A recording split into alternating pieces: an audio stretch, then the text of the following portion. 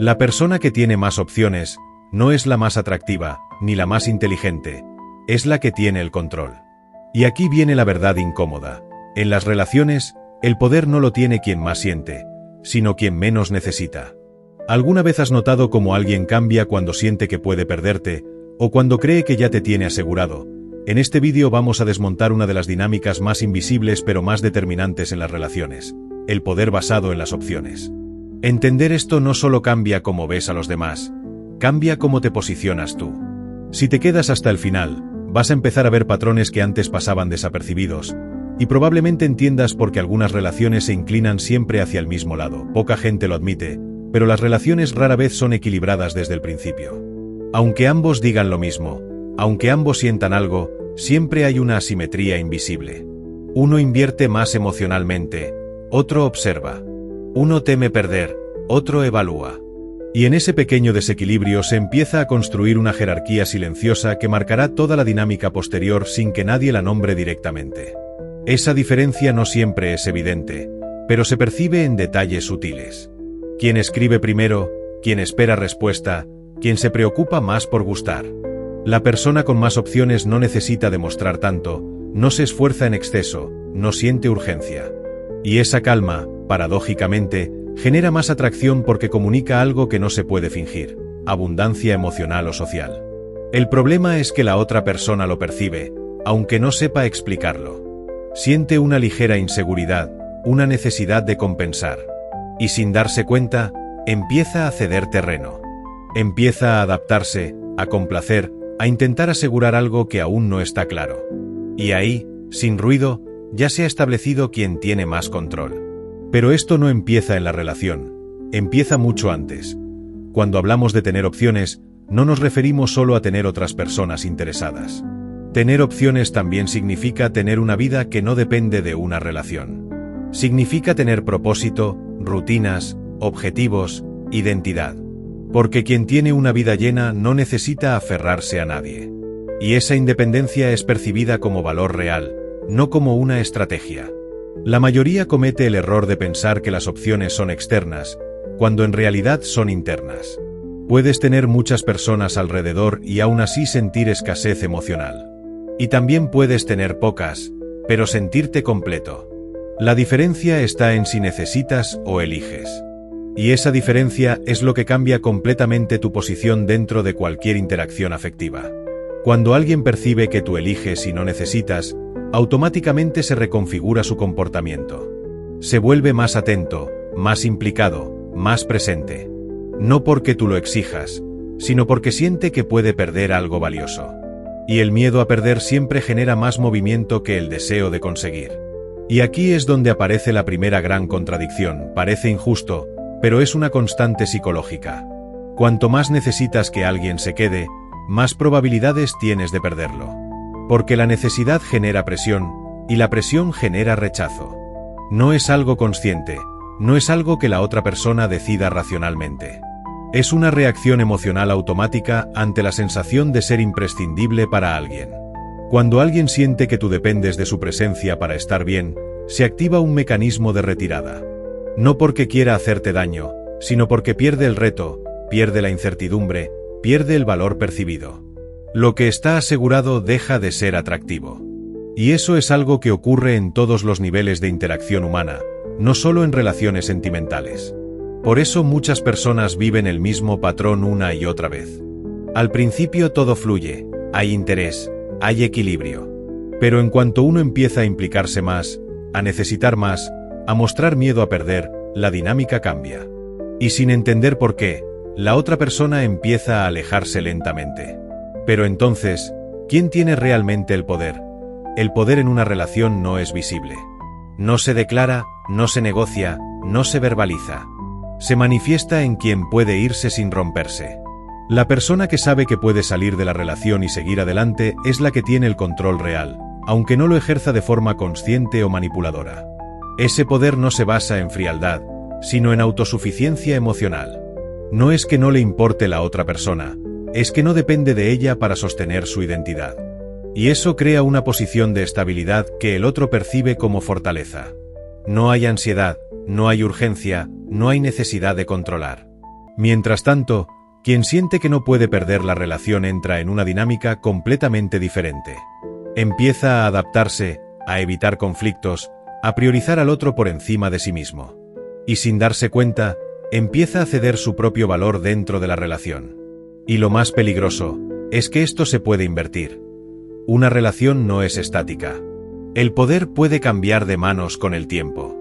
Al principio puede que tú tengas más opciones, más control, más desapego.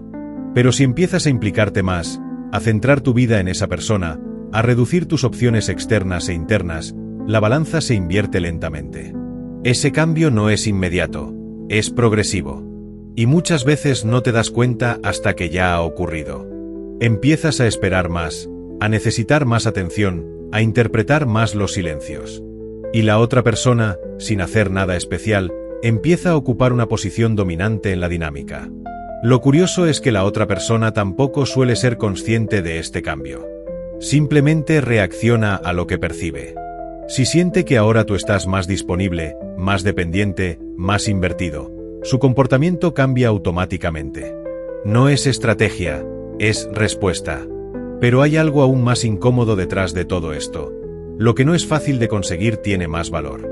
Es una regla básica de la psicología humana.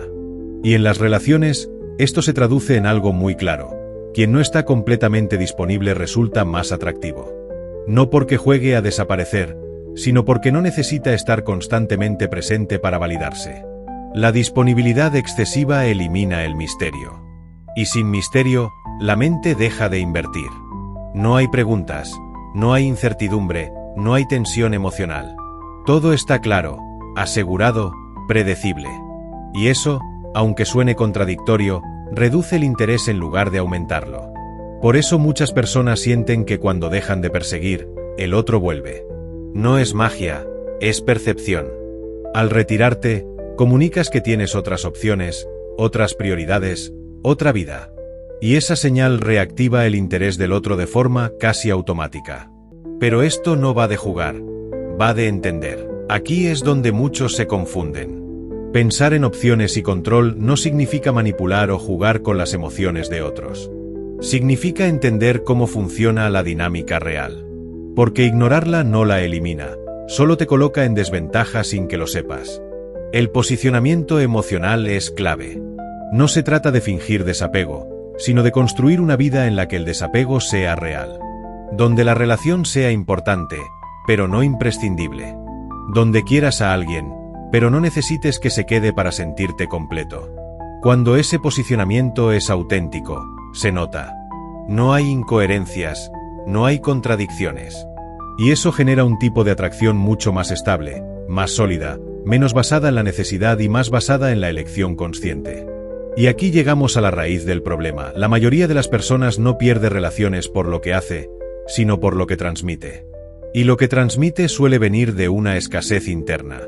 Miedo a estar solo, necesidad de validación, falta de propósito. Todo eso se filtra en el comportamiento sin que uno se dé cuenta. Esa escasez se percibe en pequeños gestos. En la forma de hablar, en la forma de reaccionar, en la forma de esperar.